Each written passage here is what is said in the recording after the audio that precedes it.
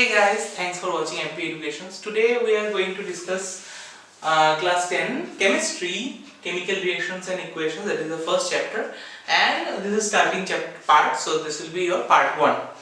Now, before the starting of this chapter, because I have never done a video on chemistry, I don't know how fruitful it is going to be, but I will try my best.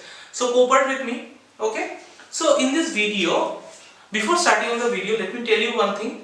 Two things actually. First, the video is going to be a lengthy one because all the things are theoretical. Okay? In physics, what was the situation? You understand one concept, you do sums related to this. So here concepts, all the things are theoretical but conceptual. Okay? And the second point is you have to keep this book in front of you along with your copy and with your pen. Okay? And be focused. Okay? So without further ado, हम लोग start करते हैं chapter. तो देखो chapter का नाम ही क्या दे दिया, chemical. Since it is chemistry that means वहां पे केमिकल होगा, केमिकल रिएक्शंस एंड इक्वेशंस. ठीक है. अच्छा, पहले तो चैप्टर को ब्रेक डाउन करते हैं.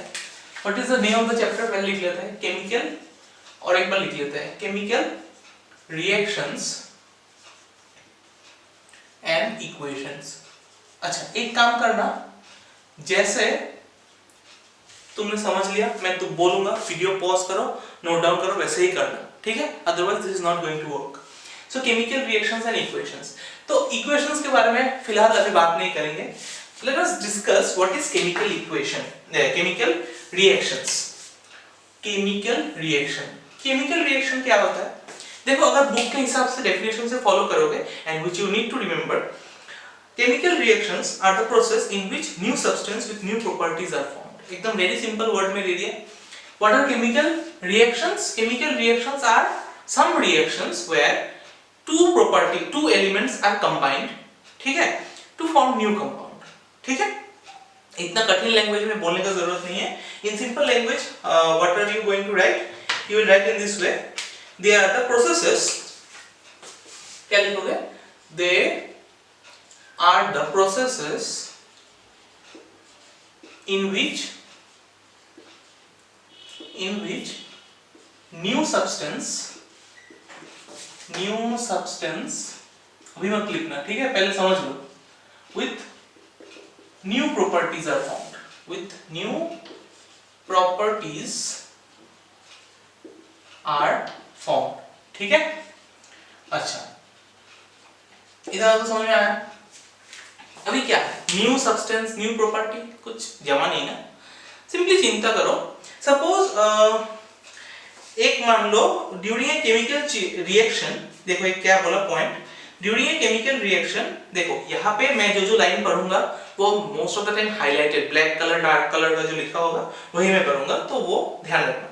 क्या बोला? During a chemical reaction atoms of element do not change into another element, only rearrangement of element take place in a chemical reaction. अभी देखो मैंने जो बोला, सिंपल एक एग्जांपल देके समझाता हूँ तुमको. क्या बोला? केमिकल रिएक्शन मतलब these are some processes, कुछ एक प्रोसेस है जहाँ पे new substance with new properties are formed. ऐसा मान लो, एक सिंपल सा एग्जांपल जो सबको पता है, हाइड्रोजन प्लस ऑक्सीजन लेने से हम लोगों का क्या फॉर्म होगा? वाटर फॉर्म होगा, H2O फॉर्म होगा. तो क्या हुआ, इसमें से न्यू सब्सटेंस फॉर्म हुआ. What was the new substance here? Water is a new substance with new properties. अभी देखो इसका मतलब क्या है, हाइड्रोजन और ऑक्सीजन मिलके क्या हुआ? वाटर फॉर्मेशन हुआ. ठीक है. But if you take hydrogen, ठीक है, तो ये अगर हाइड्रोजन है उसका कुछ प्रॉपर्टी होगा. If it is oxygen then it has some properties since they are element mixture compound plus sign में पढ़ा था हम लोगों ने. अभी दोनों जब रिएक्ट किया तो क्या हुआ? वाटर फॉर्मेशन हुआ. लेकिन वाटर में अल्टीमेटली हाइड्रोजन का कोई प्रॉपर्टी नहीं रहेगा, ऑक्सीजन का कोई प्रॉपर्टी नहीं रहेगा. क्या रहेगा? हाइड्रोजन और ऑक्सीजन मिलके जो वाटर फॉर्मेशन हुआ ना, उसमें एंटायरली उसका ही प्रॉपर्टी रहेगा. ठीक है, समझ में आया इतना तक? तो यहाँ पे देखो जो ब्लैक कलर लाइन में बोला कि in a chemical reaction they do not change into another substance. Suppose AB plus CD react किया, ठीक है, तो फॉर्मेशन हो गया AC प्लस BD2. सपोज, ये पकड़ने का जरूरत नहीं है, जस्ट ऐसे मैंने पकड़ा है. तो क्या बोला कि जो एलिमेंट था ए बी और सी डी उसका क्या होगा, रीअरेंजमेंट होगा। रीअरेंजमेंट मतलब ए के साथ सी कंबाइन हो गया, बी के साथ डी कंबाइन हो गया और 2 आ गया किसी भी कारण से, वो हम लोग छोड़ देते हैं। समझ में आया बात क्या बोला कि अगर सपोज ए प्लस बी हुआ तो then C will not be formed. C मतलब नहीं फॉर्म होगा। C can be another substance हो सकता है, लेकिन यहाँ पे हम लोग कंसीडर करेंगे क्या, ए एंड बी जब कंबाइन होगा तो सी फॉर्म नहीं करेगा, बिकॉज ए और बी जब कंबाइन होगा तब क्या कर सकता है, ए बी फॉर्म कर सकता है। ठीक है, for example A B 2 form कर सकता है, A2 B3 फॉर्म कर सकता है। ऐसा A और B का रेशियो अलग अलग हो सकता है, लेकिन क्या रहेगा, कोई नया प्रॉपर्टी या फिर नया सब्सटेंस जनरेट नहीं होगा। ठीक है ना, तो वही बोला कि when chemical reaction take place होता है तो ये लेफ्ट हैंड साइड वाला चीज में राइट हैंड साइड में जब आएगा, मतलब रिएक्ट जब करेगा तो नया कुछ चीज फॉर्म नहीं होगा। वो नया हो सकता है बट उसमें प्रॉपर्टी कुछ इसके जैसा नहीं होगा और इसका ही अरेंजमेंट होगा। अरेंजमेंट मतलब ए के साथ बी, सी के, तुमने देखा ही है ना, जब देखो यहाँ पे हाइड्रोजन और ऑक्सीजन मिलके क्या हुआ, वाटर फॉर्मेशन हुआ। तो यहाँ पे क्या है, हाइड्रोजन और ऑक्सीजन H और O है एलिमेंट, यहाँ पे तो H और O ही है, कुछ नया तो सब्सटेंस नहीं फॉर्म हुआ ना। So that is what they wanted to tell. ठीक है, समझ में आया था। अभी देखो क्या बोला, 2 पॉइंट हाईलाइट किया। The substance which take part in a chemical reaction are called reactants. ये सपोज क्लास 9 में 9 का नॉलेज से तुमको पता ही होगा। ठीक है, तो ये उठाने का जरूरत, उठा लेना एक बार पॉज करके वीडियो। अच्छा,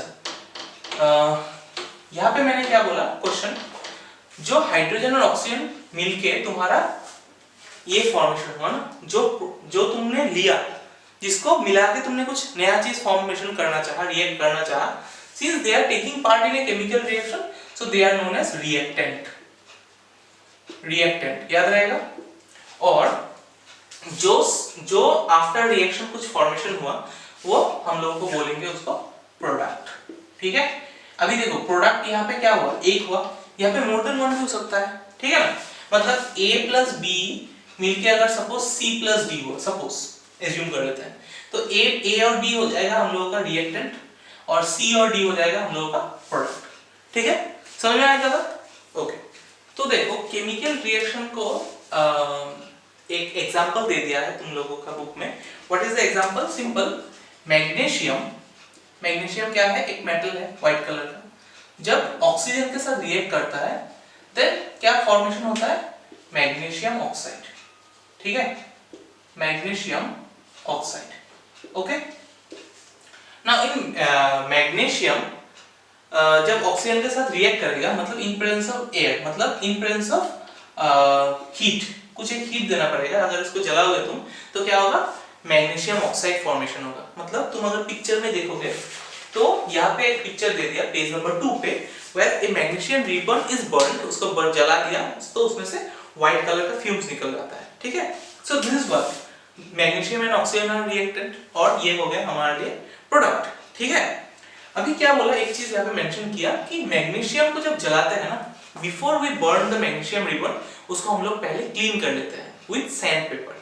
suppose this is the magnesium ribbon, we have to clean it with sandpaper, so that इसके ऊपर मैग्नीशियम रिबन का अगर बहुत देर तुम कहीं एक जगह रख दोगे ना, उसके ऊपर क्या होगा, एक प्रोटेक्टिव लेयर फॉर्मेशन हो जाता है। ठीक है, तो जब तुम जलाओगे वो अच्छे से नहीं जलेगा।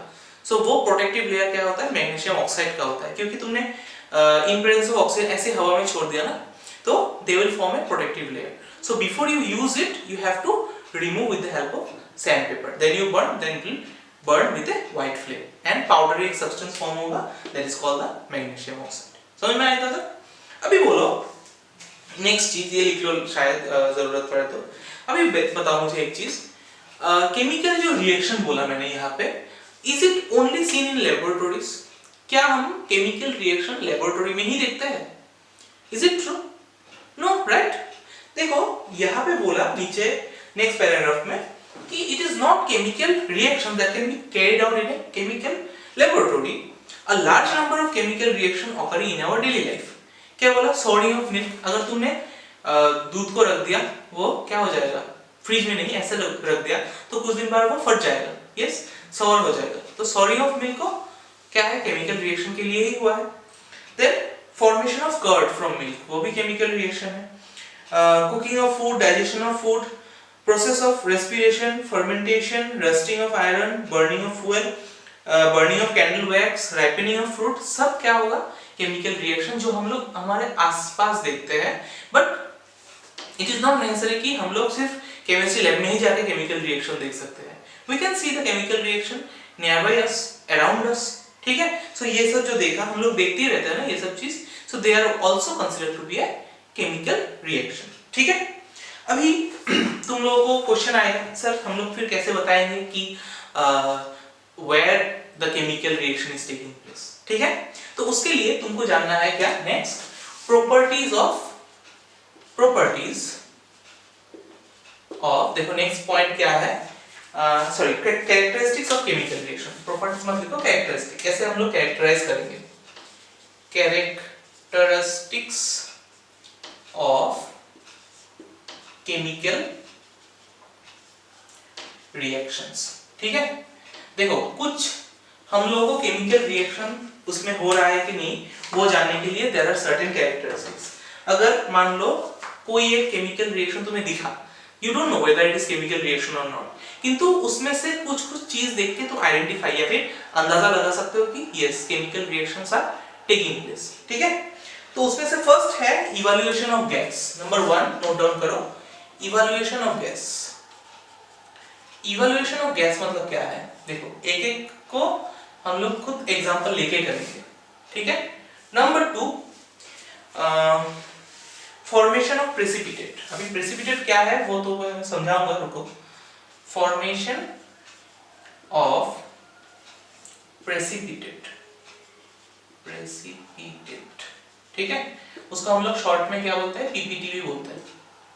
Number 3 is your change in color, change in color, change in color। अगर कलर चेंज हुआ, जैसे एक मैंगो जब ग्रीन कलर का होता है जब कच्चा होता है, जब वो पक जाता है वो क्या होता है, येलोइश या फिर ऑरेंजिश हो जाता है ना, that means what, ripening of fruit में कलर चेंज हो रहा है, so that means what, chemical reactions are taking place. Next is your change in temperature. Number 4 change in temperature, ठीक है। टेम्परेचर अगर चेंज हुआ तब भी बोलेंगे कि केमिकल रिएक्शन हुआ है। और last is your change in state, ठीक है। तो इसके बारे में हम लोग एकदम अच्छे से डिटेल्स में अभी पढ़ेंगे, तो आज हम लोग यही पार्ट डिस्कस करेंगे सिर्फ, तो ये पॉज करके नोट डाउन कर लो, ठीक है। अभी देखो फर्स्ट क्या है, इवैल्यूएशन ऑफ गैस। तो देखो क्वेश्चन आ सकता है एग्जाम में, हाउ विल यू कैरेक्टराइज कि केमिकल रिएक्शन हुआ कि नहीं, ठीक है। तो उसके लिए हम लोग हर एक का एक एक एग्जांपल पढ़ेंगे, so that it will be clarified to you and you can remember, ठीक है। इवैल्यूएशन ऑफ गैस देखो ये क्या होगा, सपोज हमने क्या किया, एक बीकर में हाइड्रोक्लोरिक एसिड ले लिया, ठीक है। हाइड्रोक्लोरिक एसिड का फॉर्मूला क्या है, HCl, ठीक है। और नहीं, सल्फ्यूरिक एसिड किया, सल्फ्यूरिक एसिड का फॉर्मूला क्या है, H2SO4, ठीक है। अच्छा, chemistry, since you are doing chemistry, तो याद रखना मैं हमेशा बोलता हूं कि 3 एसिड ये एडिशनल है, हाँ 3 एसिड और 2 बेस का नाम हमेशा याद रखना, ठीक है। तो ये दोनों चीज कहाँ पे लिखोगे, कॉपी के एकदम बिगिनिंग में, ठीक है, जैसे तुमने फॉर्मूला लिखा था वैसे। तो 3 एसिड का नाम क्या क्या है, फर्स्ट इज योर HCl मतलब hydrochloric acid, CHLORIC hydrochloric acid, ये है number 1। Number 2 is your sulphuric acid, H2SO4 is your sulphuric acid, ठीक है, ये लिख लो कॉपी के एकदम बिगिनिंग में। और नंबर 3 नाइट्रिक एसिड, HNO3, ठीक है, this is your nitric acid. ये 3 तो एसिड का नाम तुम्हें याद रखना ही है, ये तीनों है एसिड। अभी 2 बेस का नाम बोला, नंबर 1 इज योर NaOH, ये है sodium hydroxide,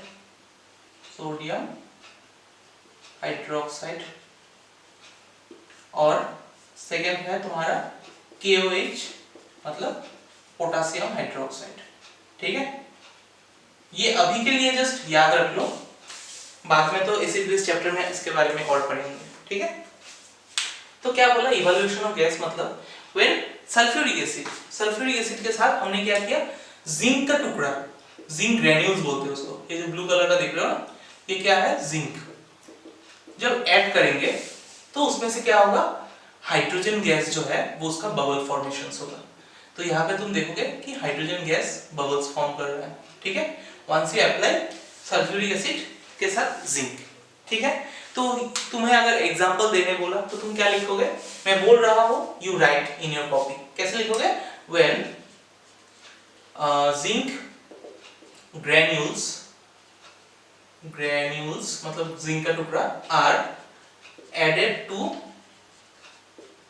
dilute sulphuric acid, DIL dot मतलब डाइल्यूट सल्फ्यूरिक एसिड मतलब H2SO4, then hydrogen gas is formed. तो हम लोग क्या है, इवोल्यूशन ऑफ गैस अभी कैरेक्टराइज करना है। तो अब कैसे समझेंगे कि केमिकल रिएक्शन हुआ कि नहीं, जब तुमने ये ले लिया सल्फ्यूरिक एसिड, उसमें अगर हाइड्रोजन ऐड कर दिया तो उसमें से क्या होगा, धुआं निकलेगा। धुआं मतलब बबल्स फॉर्मेशन होगा। तो अगर बबल्स फॉर्मेशन होता है तो we will say the there is a chemical reaction taking place. ठीक है, इसका एग्जांपल समझ में आ गया।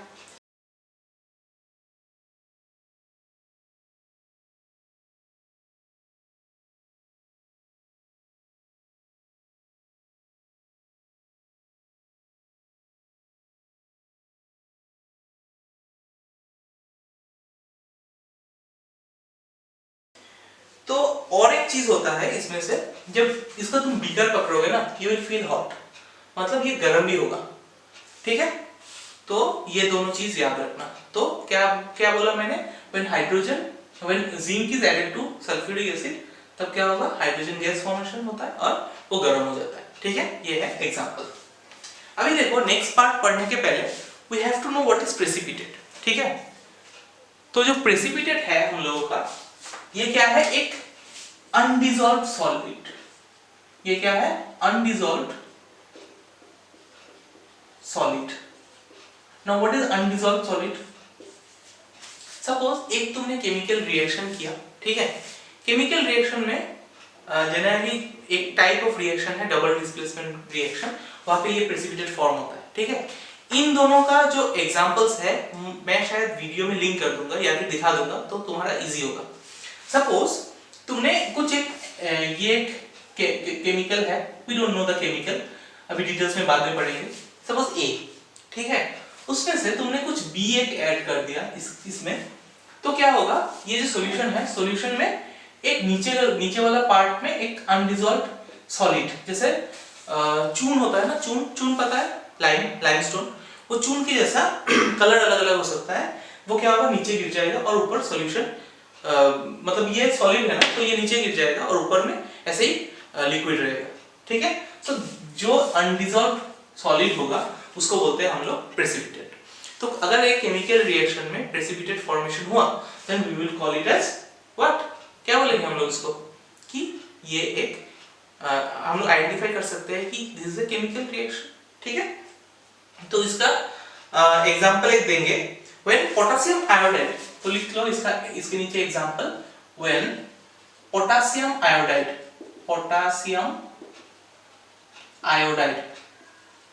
is added to lead nitrate solution। ठीक है, अभी जो मैंने बोला A और B, तो पकड़ लो, A is your potassium iodide and add किया तुमने लीड नाइट्रेट, देन क्या होगा, एक दो चीज फॉर्मेशन होगा, एक तो प्रेसिपिटेट होगा और एक कुछ दूसरा सॉल्यूशन आएगा। तो क्या होगा, yellow precipitate of lead iodide, then yellow precipitate PPT of lead iodide and potassium lead iodide is formed। तो इसके बारे में हम लोग डिटेल्स में और एक बार मिलेगा। तो अभी याद रखना, लीड आयोडाइड के साथ और एक चीज फॉर्म होता है, ठीक है, पोटेशियम नाइट्रेट फॉर्म होता है, and potassium nitrate are formed, potassium nitrate are formed. तो ये एक एग्जांपल तुमको याद रखना है, हर एक एग्जांपल याद रखो, दैट इज एनफ, ठीक है। तो तुमको यहाँ पे मेन पॉइंट क्या है कि यहाँ पे येलो प्रेसिपिटेट फॉर्म हुआ, किसका, लीड आयोडाइड का, मतलब यहाँ पे A और B मिक्स किया तो ये जो अनरिजॉल्व सॉलिड है ये होगा येलो कलर का, और उसका नाम क्या है, लीड आयोडाइड, ठीक है। ये एक एग्जांपल है। And water. So let's do that. Here we go. Very brilliant reaction. You see that as pretty, very pretty yellow precipitates. A lot of yellow lead paints have been known to be yellow, and also a problem. So there you go, and there's your precipitate. And it's a precipitate because I know that I cannot see through the solution anymore. And if we let this settle for a while, we'll get something like this. This is a reaction I did about an hour or so ago, and you can see here that the clear solution is the potassium nitrate ions, or the potassium and nitrate ions, and the solids are at the bottom. That's settled at the bottom. All right? So there is your precipitating reaction. और एक example तुम्हारा book में है, तो that is the second example. What is the example, देखो last में लिखा है, अच्छा नहीं एक ही है क्या, हाँ दिया, देखो let us take another example of chemical reaction in which a precipitate is formed when dilute sulfuric acid। तो ये है एग्जांपल नंबर 1 और एग्जांपल नंबर 2 तुम लोग नोट करो, I am telling you guys, just note. क्या लिखोगे, when dilute sulfuric acid is added to barium chloride solution, then a white precipitate of barium sulfate is formed, ठीक है। तो इसको तुम वर्ड में अच्छे से लिखना, ठीक है। क्या लिखोगे, when dilute sulfuric acid, when लिख देता हूं, when dilute sulfuric acid, देखो वीडियो बड़ा हो जाएगा इसलिए मैं ये छोटा, तुमको ये एग्जांपल लिख लेना कॉपी में। क्या लिखोगे, when dilute sulfuric acid is added to barium chloride solution, then a white precipitate of barium sulfate is formed।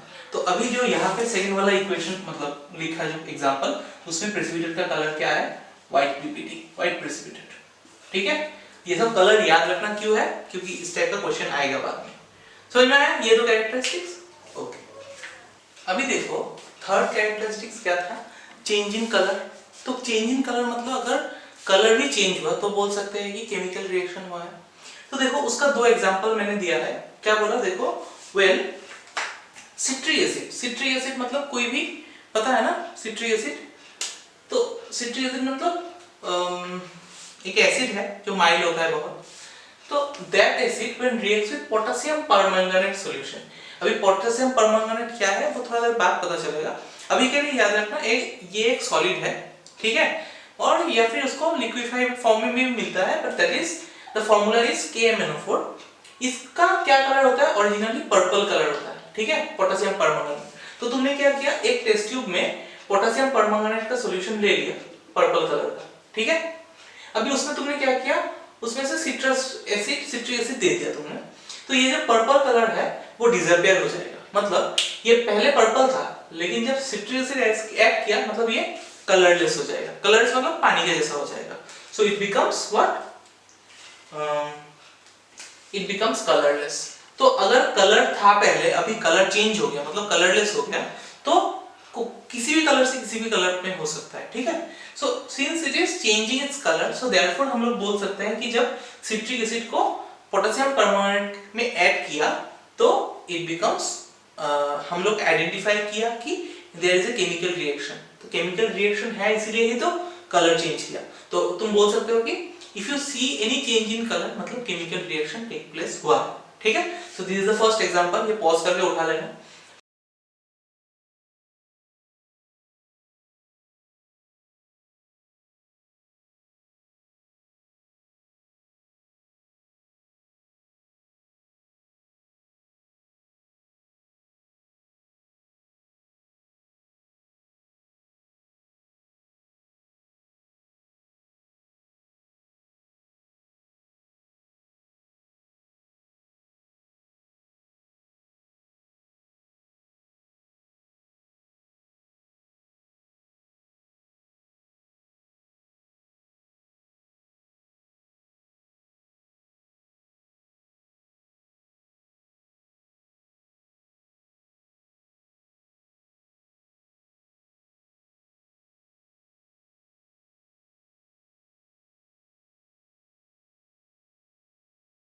Next क्या बोला, सेम चीज, when sulphur dioxide is pass through acidified potassium dichromate, और एक substance है potassium dichromate, ठीक है।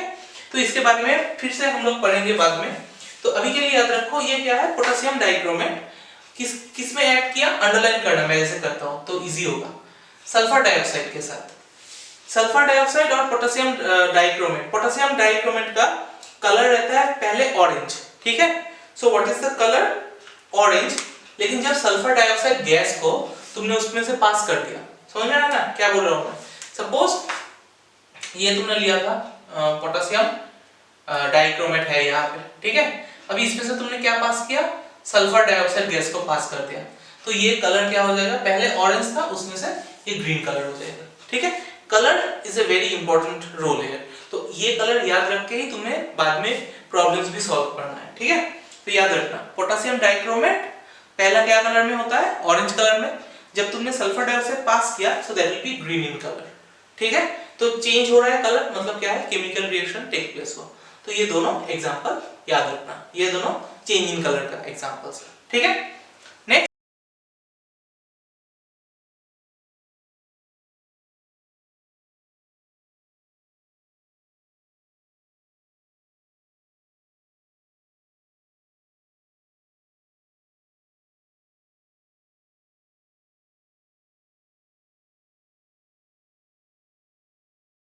और एक क्या है, चेंज इन टेम्परेचर। अभी देखो ये चीज अच्छे से समझो, चेंज इन टेम्परेचर मतलब क्या है। सपोज ये रूम टेम्परेचर है तो 25 डिग्री, चेंज मतलब क्या हो सकता है, बढ़ भी सकता है या फिर घट भी सकता है, तो दोनों को ही हम लोग चेंज बोलेंगे, ठीक है। तो हम लोग दो एग्जांपल लिया, जिसमें से एक है तुम्हारा जिसमें टेम्परेचर बढ़ा और एक होगा तुम्हारा टेम्परेचर घटेगा, ठीक है। तो उसके पहले कॉपी का फर्स्ट पेज में जाओ, पहले फिर से जाके ये दोनों चीज का मीनिंग लिखो। ये क्या है, कैल्शियम ऑक्साइड। कैल्शियम ऑक्साइड को हम लोग क्या बोलते हैं, लाइम या फिर क्विक लाइम, ठीक है। इसका फॉर्मूला है CaO, ये तुमने किया था पहले, ठीक है। तो लिख लेना ये कॉपी के सामने, कैल्शियम ऑक्साइड मतलब लाइम या फिर क्विक लाइम, ठीक है। और एक है कैल्शियम हाइड्रोक्साइड, कैल्शियम हाइड्रोक्साइड मतलब CaOH2, ठीक है। उसका और एक नाम है, उसको बोलते हैं हम लोग स्लेक लाइम, ठीक है। क्यों चाहिए, देखो एग्जांपल में देखो क्या बोला, when quicklime added to water. जब तुमने क्विक लाइम, अभी देखो क्विक लाइम पता है ना, चून का जो पत्थर होता है, चून का पत्थर जो व्हाइट वॉश में पहले यूज करते थे, तो दैट चून का पत्थर if you put it in water, tremendous amount of heat release होगा। मतलब वहां पे मतलब जैसे वाटर बॉयल होता है वो भी ऐसे ही बॉयल करना स्टार्ट हो जाता है, ठीक है। अगर पॉसिबल है मैं सबका एग्जांपल्स तुमको वीडियो में इंक्लूड कर दूंगा, ठीक है। तो क्या क्या किया, जब क्विक लाइम को मतलब चून का जो पत्थर है उसको तुमने वाटर में ऐड किया तो क्या होगा, वो स्लेक लाइम फॉर्मेशन होगा, ठीक है। स्लेक लाइम मतलब ये कैल्शियम हाइड्रोक्साइड फॉर्मेशन होगा, ठीक है। लेकिन इस रिएक्शन में क्या होगा, tremendous amount of heat is release, tremendous amount of heat is released, amount of heat is released, ठीक है। तो इसमें से तुमको और एक चीज याद रखना है, जिस रिएक्शन में हीट रिलीज होगा, the reaction in which heat is released, that is called exothermic reaction। तो टेम्परेचर यहाँ पे क्या हो गया, इंक्रीज हो गया, तो इसमें क्या बोल सकते हैं, टेम्परेचर इंक्रीज हुआ, टेम्परेचर इंक्रीज हुआ। तो टेम्परेचर इंक्रीज अगर होता है या फिर रिलीज होता है एक केमिकल रिएक्शन में, उसका स्पेसिफिक नाम क्या है, उसको बोलते हैं हम लोग exothermic reaction, EXOTHERMIC, exothermic reaction लिख लो ये, ठीक है। मतलब हीट रिलीज हुआ, चेंज टेम्परेचर मतलब इंक्रीज हुआ।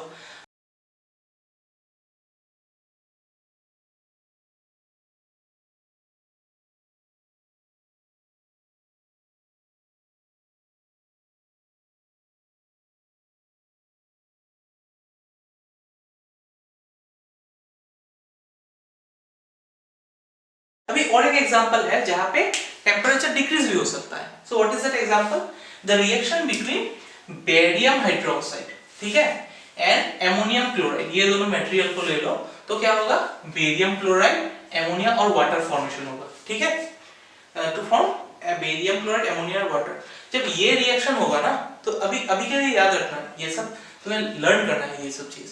तो जब होगा फॉर्मेशन तब क्या होगा, एनर्जी या फिर हीट इवॉल्व होगा, मतलब एब्जॉर्ब होगा, हीट इज एब्जॉर्ब्ड।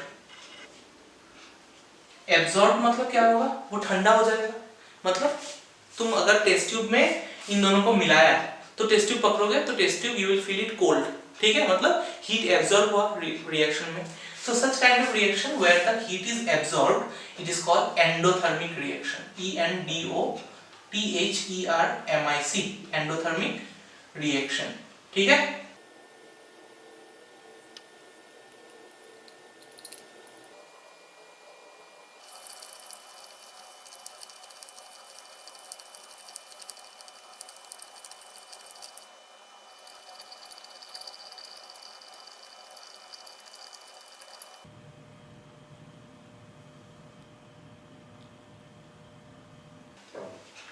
समझ में आया? तो चेंज इन टेम्परेचर मतलब इंक्रीज भी हो सकता है, डिक्रीज भी हो सकता है। तो इंक्रीज को हम लोग अगर टेम्परेचर रिलीज किया, इंक्रीज हुआ, तो उसको बोलेंगे एक्सोथर्मिक। अगर एब्जॉर्ब किया तो उसको बोलेंगे एंडोथर्मिक, ठीक है। तो इसी के साथ हम लोग यहाँ पे तुम नोट एक लिख लो, एक नोट बना के लिख लो। यहाँ पे तो जगह नहीं है मेरा, तुम लोग नोट बना के लिख लो। नंबर 1 एक्सोथर्मिक रिएक्शन और नंबर 2 एंडोथर्मिक रिएक्शन, ठीक है। मैं डिक्टेट करता हूं, तुम लोग लिखो, मेरा तो यहाँ पे जगह नहीं है। एक्सोथर्मिक में क्या लिखोगे, the reaction in which heat is evolved, such reactions are called exothermic reaction. और नंबर 2 एंडोथर्मिक में क्या लिखोगे, the reaction in which heat is absorbed, उसको बोलते हैं हम लोग एंडोथर्मिक रिएक्शन, ठीक है। समझ में आया इतना तक? सबका दो एग्जांपल दे दिया मैंने, ठीक है। अभी देखो जो लास्ट पार्ट है, लास्ट कैरेक्टरिस्टिक्स है चेंज इन स्टेट। ये एकदम सिंपल है। तुमने देखा कभी कैंडल, एक कैंडल वैक्स है, मतलब एक कैंडल है, तुमने उसको जला दिया, ठीक है, यू लीट द कैंडल, तो क्या होगा, वो थोड़ा थोड़ा मेल्ट हो जाएगा। तो जब मेल्ट होगा तो कहीं टाइम पे क्या दिखता है कि साइड में गिर जाता है, लेकिन क्या होता है, उसका हाइट छोटा होता है। That means what, the wax was in liquid state, solid state. तो जब उसको मेल्ट करोगे तो वो क्या होता है, गैसियस स्टेट में ऐसे चला जाता है। सो अगर स्टेट चेंज हुआ, सॉलिड से किस में कन्वर्ट हुआ, लिक्विड में कन्वर्ट हुआ, तो ये अगर होता है तो this is the example where you can see the state change हुआ। तो स्टेट अगर चेंज होता है तो वो भी एक कैरेक्टरिस्टिक्स है किसका, केमिकल रिएक्शन का, ठीक है। तो यही था। देखो यहाँ पे the combustion reaction of candle wax is characterized by change in state from solid to liquid and gas। पहले ये solid से मेल्ट होकर लिक्विड फॉर्म में होता है और वो वहां से वेपर होकर निकल जाता है, मतलब गैसियस फॉर्म में चला जाता है। तो पहले सॉलिड से लिक्विड, उसके बाद लिक्विड से गैसियस फॉर्म में कन्वर्ट होता है, ठीक है। So this is a characteristics where you see change in state होता है, ठीक है, चेंज इन स्टेट ऑकर्स, ठीक है। तो